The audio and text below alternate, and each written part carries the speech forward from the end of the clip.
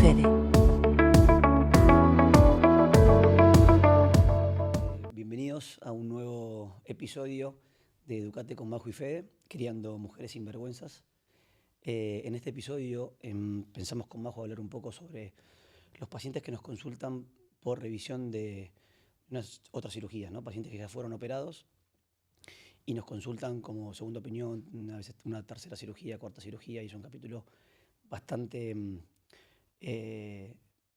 cuidadoso, que hay un tema bastante complejo y hay que tener mucho cuidado de qué forma uno educa y aborda un paciente que ya viene con una cirugía previa, ¿no? Tanto nuestra como de otro colega. Así que bueno, vamos a tratar de, con Majo, transmitirles a ustedes qué es lo que vivimos desde el consultorio y cómo tenemos que abordar a estos pacientes. Majo, Sí. ¿cómo andás? Es un Bienvenida a este tema episodio. bien, muy bien. Lindo siempre estar en este espacio educando. Con respecto a este tema, sí, me parece un tema sensible tanto para las pacientes como para nosotros profesionales, porque desde un lugar ético y entendiendo que todos, desde el momento en el que hacemos, tenemos y podemos tener complicaciones o resultados quizás que no llegan a la expectativa real o que pueden incluso tener una mirada adversa por parte de quien es operado, sí, me parece que está bueno hacer un tópico relacionado a este tema. Nosotros, en la medida que nos vamos diferenciando, como siempre hablamos de que hacemos algo muy puntual dentro de lo que es el campo de la especialidad que elegimos, vos con patología mamaria dentro del campo de la cirugía plástica y yo de genitalidad y cirugía más bien reconstructiva o cosmética del área genital, son temas bastante específicos. Entonces hay un momento en el cual la identidad no es solo por parte de las mujeres, las pacientes que consultan, sino también por parte de colegas que derivan. Y en ese voto de confianza es donde creo que nos caen todas las pacientes relacionadas con una posible cirugía de revisión. Así que, si querés, obviamente empezamos a hablar sobre ese tema más puntual, vinculado a lo que vos hacés, a lo que yo hago, y de qué manera hacer el abordaje, ¿no? Sí, ahora, a nosotros lo que nos pasa, digamos, es que como dice Majo, ¿no? Cuando uno se va especializando y focalizando en algo, cada vez el paciente te va buscando, o sea, el paciente que tiene a veces una insatisfacción, a veces el paciente pudo haber tenido una complicación, después es como que busca a un especialista, digamos, puntual en eso. Entonces, también desde nuestra especialidad, a medida que uno se va focalizando en algo, vas abandonando algunas otras ramas que, digamos, uno disfrutaba. A mí personalmente, yo desde la cirugía plástica he llegado a operar, digamos, en lo global, nariz, cara, toda la parte de contorno corporal, de mama, desde la cirugía reconstructiva, que hoy estoy focalizado en cirugía reconstructiva oncológica. He hecho mucha reconstrucción en el pasado de miembros inferiores, de reconstrucción oncológica de cabeza y cuello.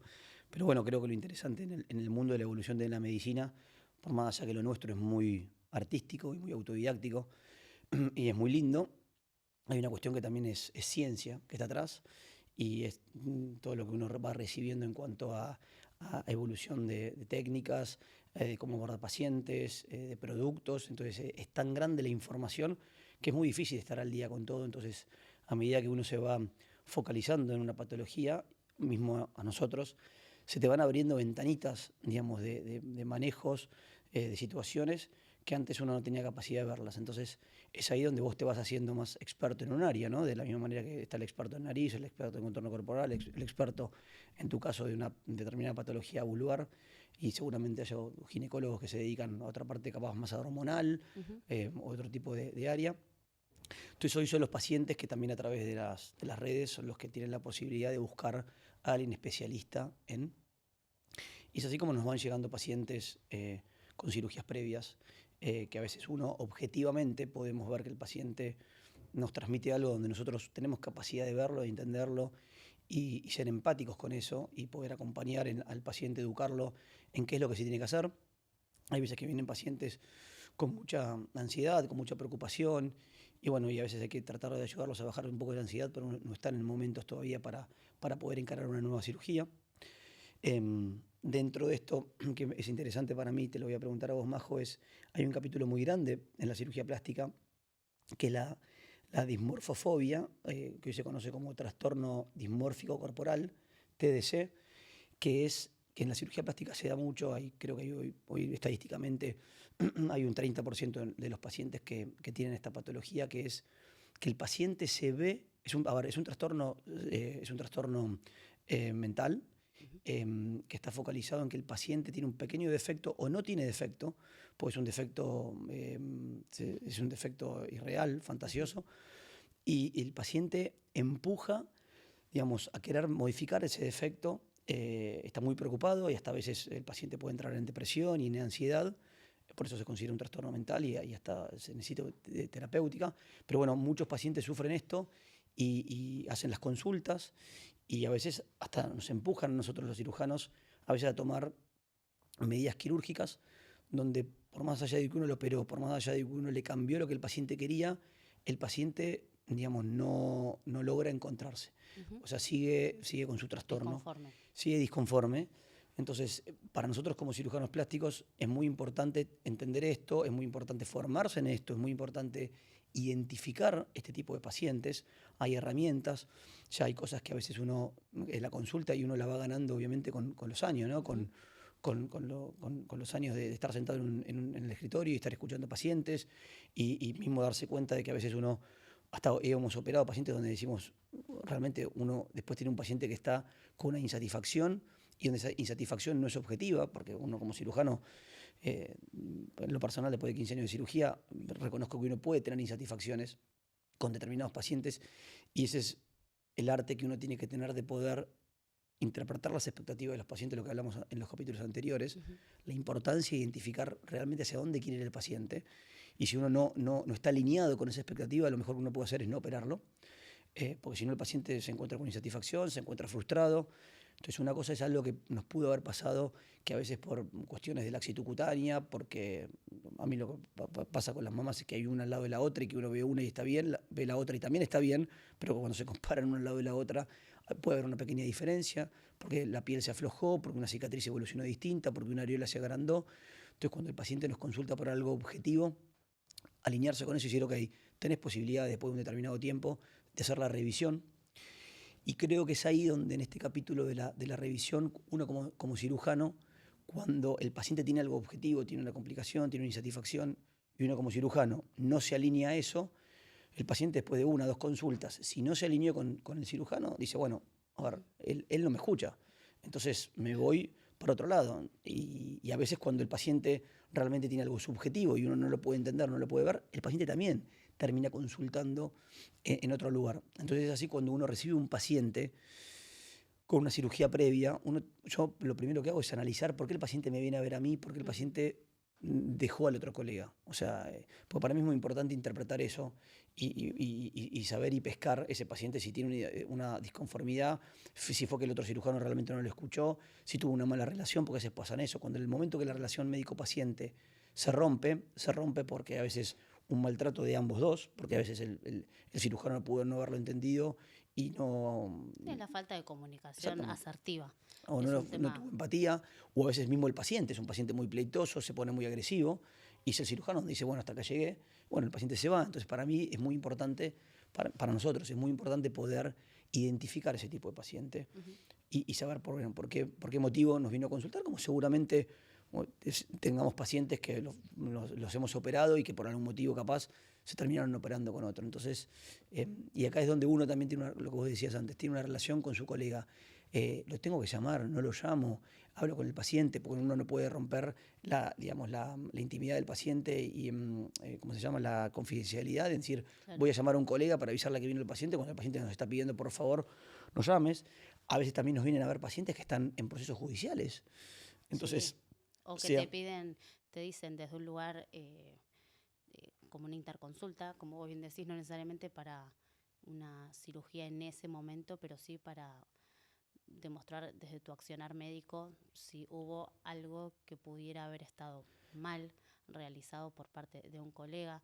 O sea, se expone al profesional en un lugar muy incómodo que obviamente desde el respeto hacia tanto el paciente como el médico debemos de saber manejar esas situaciones incómodas en pos de no salir perjudicados nadie, ¿no? Porque la intención siempre del médico es colaborar y no meramente hacer negligencia, ni, ni ejercer la impericia. O sea, la realidad es que uno nunca quiere, nunca está en la vocación de servicio del profesional que está ayudando a un paciente que vino a consultar en busca de una solución. Desde lo ético, creo que nadie se formó para eso. No obstante a eso, sí es como uno transita y acompaña a las pacientes que pasan por esa situación. Y como vos bien decías, el tema de decir, bueno, vos volverías al profesional con quien tuviste la complicación a decirle, mira, la verdad no estoy conforme, esto realmente me incomoda, esto no me gusta, el resultado que yo venía a buscar era este, quizás no me expresé bien y la interpretación fue otra. O sea, uno vuelve al profesional en su voto de confianza o realmente lo que hace es una interconsulta y a ese profesional no vuelve. Obviamente pienso que debe haber distintos factores por los cuales las pacientes consultan a una cirugía de revisión, porque son múltiples.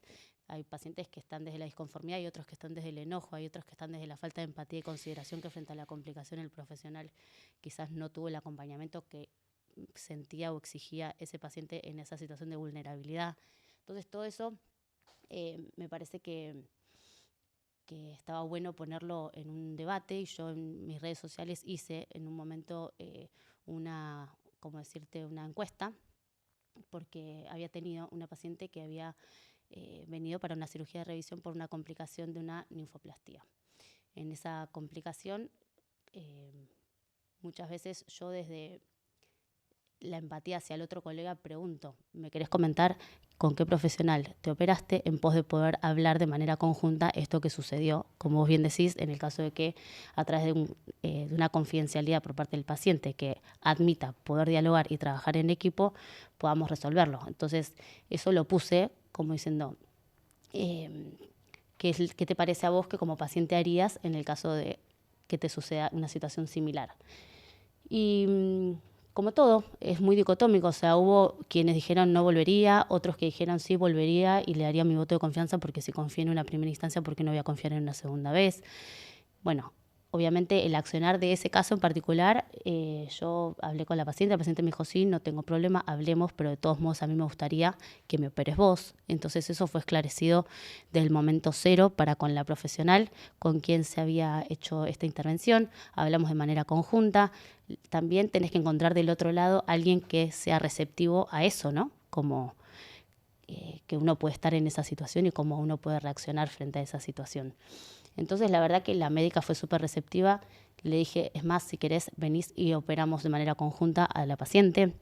Después, de hecho, la paciente no era de acá, podés hacer el seguimiento allá en cuanto a la evolución del postoperatorio y trabajar en equipo. Pero fue desde un lugar de transparencia, desde un lugar ético, desde un lugar de consentimiento por parte de todos los que formábamos parte de esa situación. Son temas, como repito, a mi criterio, muy sensibles, pero que nos pasan y cada vez nos pasan más, entendiendo que nuestra mirada reduccionista hacia una parte o área corporal nos vamos especializando y terminas siendo en más o en menos una persona que puede generar cierta confianza para una interconsulta, entendiendo la experiencia que se va sumando.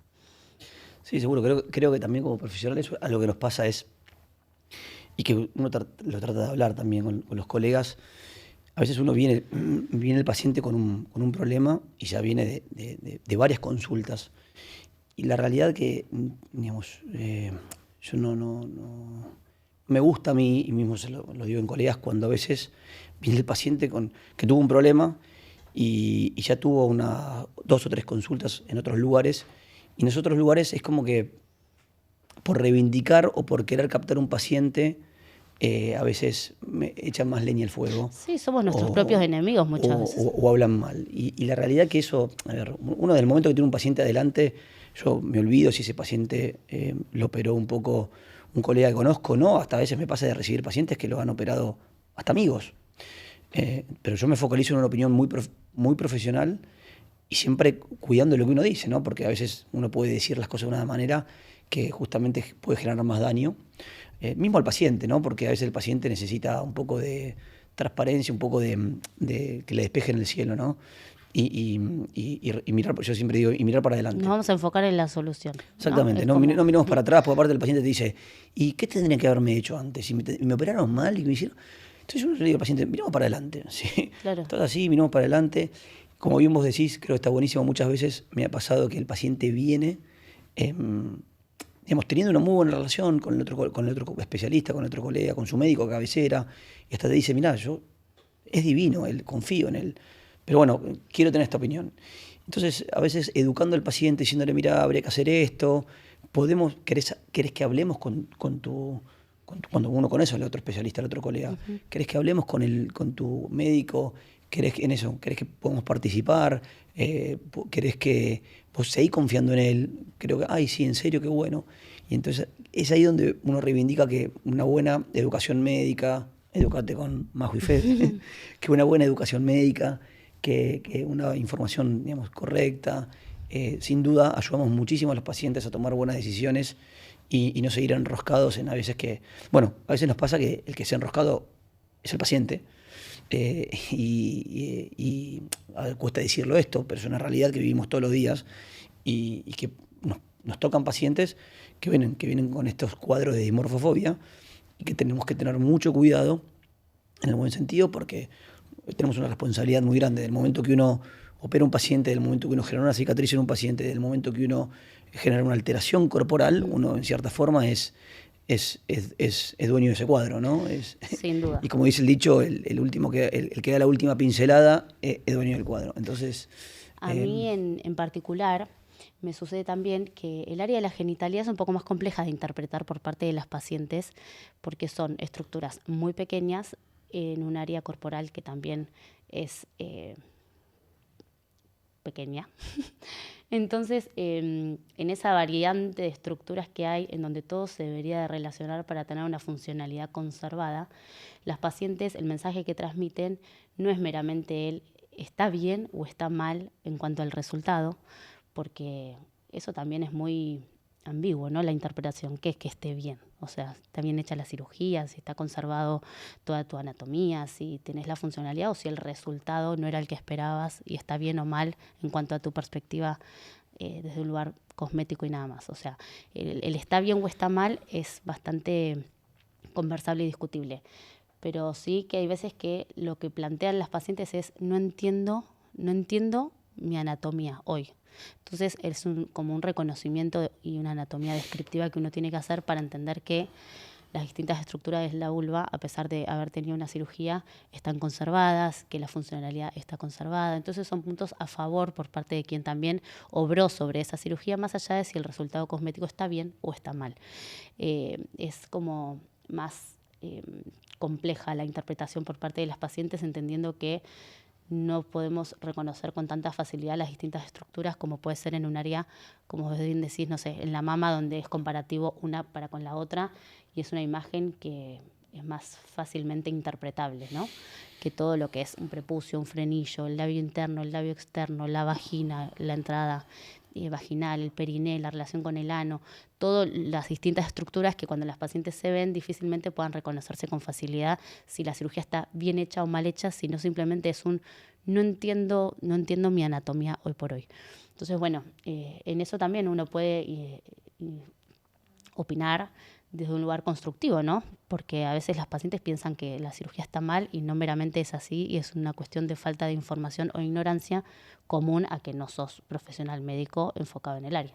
Así que bueno, eso también, siempre tratar de destacar el punto positivo de lo que se hace en pos de educar a la paciente para que su ansiedad, su enojo tenga un fundamento en el cual nosotros podamos trabajar al respecto y resolverlo, porque desde esa falta de escucha es que después volvemos a operar y la paciente vuelve a estar en una situación de disconformidad.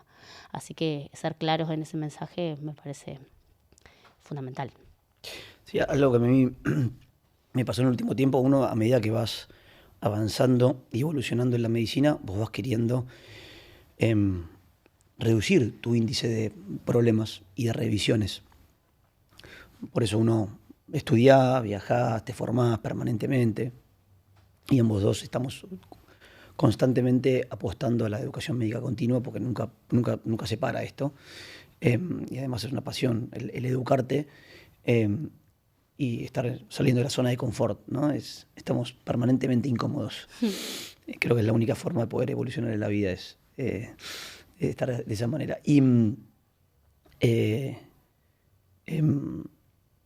me pasa que los pacientes a veces me consultan con, por ejemplo, antes te consultaba más que todo la que tenía una mama muy grande, una mama muy chica. Entonces, preguntarte a vos, hoy la paciente viene desde la dismorfofobia o también a veces desde la no dismorfofobia, pero viene a decirte con una foto, me gustaría quedar así. Claro. O muchas te dicen, que también es donde uno tiene que tener cuidado, es, ¿qué me harías?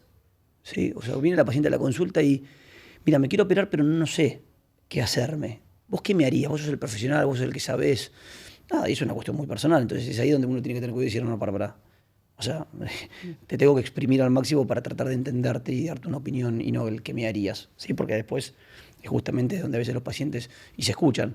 No, me fui a operar de las mamas y de mamas me operaron en la nariz. ¿Sí? Como en cierta forma, ayer justo lo escuchaba en televisión, unos periodistas hablando de eso y dijeron, no, los pacientes van y los cirujanos te consultás por las lolas y después salís operado de las lolas y la nariz. No, eso no, o sea, ningún cirujano te va a operar la nariz si vos no quisiste que te operen la nariz.